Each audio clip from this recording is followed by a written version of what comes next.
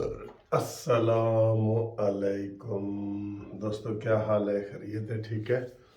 ہفتے کی رات ہے، جاگنے والی رات ہے۔ میں آج دفتر میں گھومتا رہا ہوں اور فیض امن میلے میں گیا تھا، وہاں گھومتا رہا ہوں، کافی واک کی ہے۔ تو میں 1 گھنٹہ آ کے کھانا کھا کے سو گیا تھا۔ اب یہ رات کے 11 بجے پھر جناب میں اٹھ گیا ہوں، اور اب میں نے جاگنا ہے اور گپ شپ لگانی ہے۔ اور سیٹرڈے نائٹ آپ کو پتہ ہے کہ وہ جاگنے والی رات ہے، آج ہم جاگیں گے۔ ویسے تو آج عمران خان بھی جاگ رہا ہے، لیکن وہ تھوڑا محفوظ ہو گیا ہے۔ سی پی او محمود ڈوگر کے آنے سے وہ محفوظ ہو گیا ہے، ٹھیک ہے نا دوستو؟ یہ ایک عام تاثر ہے۔ میں اکثر یہ کہتا رہتا ہوں کہ رانا ثناء اللہ ایکشن لو، شہباز شریف ایکشن لو، یہ کہتا رہتا ہوں نا۔ عام تاثر یہ ہے کہ جب تک یہ عدلیہ عمران خان کی حمایت کرتی رہے گی، عمران کو کچھ نہیں ہو سکتا، کچھ بھی نہیں ہو سکتا۔ یہ عام لوگوں کی بات ہے، عام لوگوں کی۔ آج میں بھی سن رہا تھا، ابصار عالم صحافی کہہ رہے تھے کہ جس طریقے سے عمران خان نے لاہور ہائی کورٹ کو 2 دن، ابھی آیا، دوپہر کو آیا، شام کو آیا، رات کو آیا، کے نعرے لے کے، تقریریں کر کے، اور وہ میسج بھیج کے ٹائم لیتا رہا ہے، اس نے عدلیہ کی بہت توہین کی ہے۔ اور پھر بھی عدلیہ اس کے ساتھ ہے۔ پھر جو آڈیو لیک ہوئی ہے مظاہر علی اکبر نقوی کی اور پرویز الہی کی، اس سے آپ دیکھ لیں کہ کتنا یہ، کس حد تک یہ عمران خان کو سپورٹ کر رہے ہیں، کس حد تک۔ پھر محمود ڈوگر کی ادھر جناب تعیناتی ہوئی۔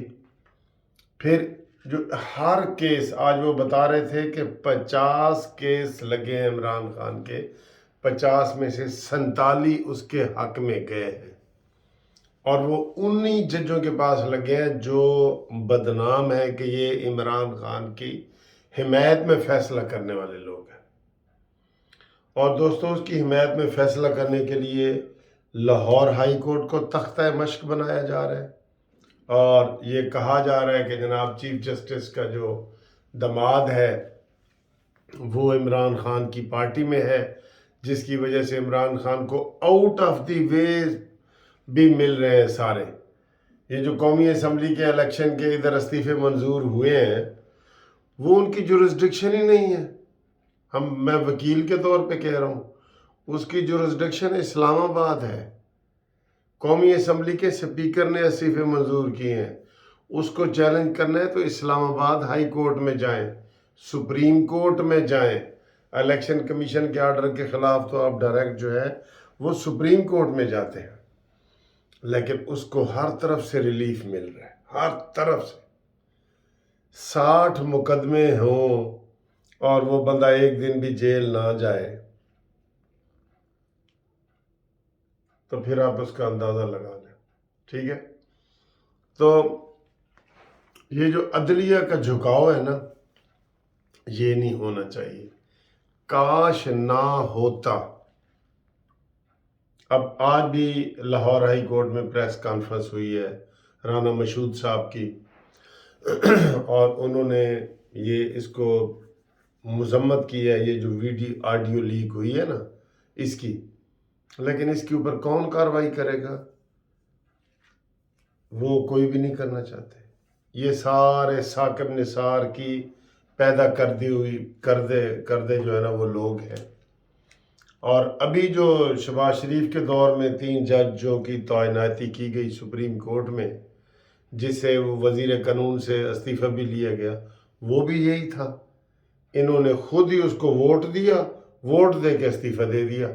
ووٹ ان کو دیا ججوں کو جن کو یہ کہا جا رہا تھا کہ یہ نہیں ہونا چاہیے، جونیئر جج ہیں، ان کو سپریم کورٹ میں نہیں ہونا چاہیے۔ ساری بار کونسلیں، ہائی کورٹ بار ایسوسیشن ساری مخالفت کر رہی تھی، لیکن وہ یہی نون لیگ نے ووٹ دی ہے، اعظم نذیر تارڑ نے ووٹ دی ہے، ووٹ دے کے استعفے دے دی ہے، اور وہ پڑھا رہا ہے مہینے بعد شہباز شریف نے کہا جی میں نے تو استعفے منظور ہی نہیں کیا تھا۔ تو پہلے عمران خان اسٹیبلشمنٹ کے ذریعے اقتدار پہ چمٹا رہا ہے 4 سال، اب وہ 4 سال لینا چاہتا ہے عدلیہ کے ذریعے۔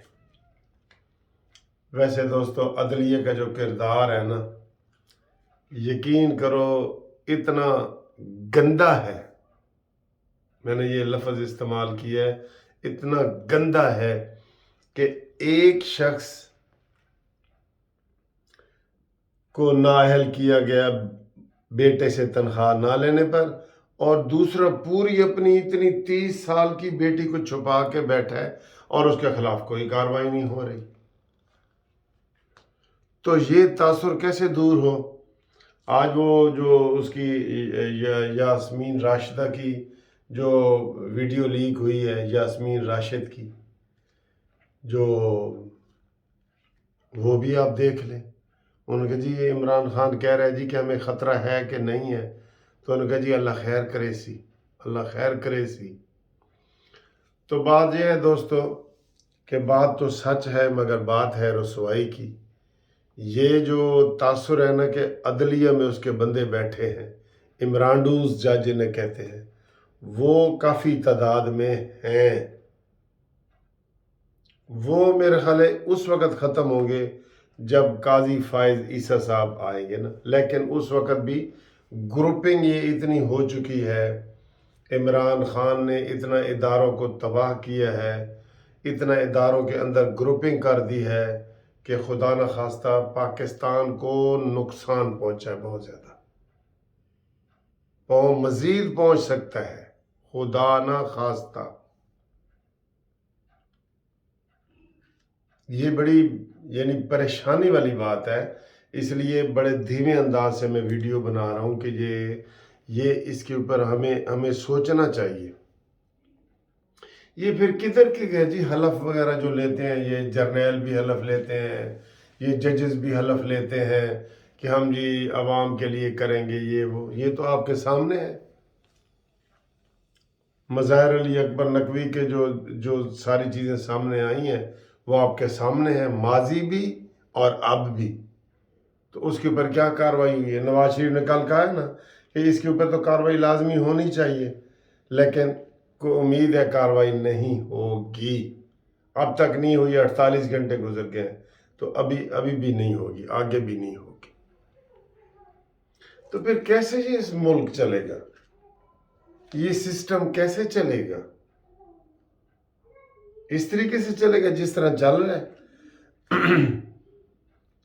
عدلیہ اور اسٹیبلشمنٹ کے ذریعے حکومت بنتی ہے، ٹوٹتی ہے، آتی ہے، جاتی ہے۔ تو پھر یہ آئین کے اندر کوئی ترمیم کر دیں۔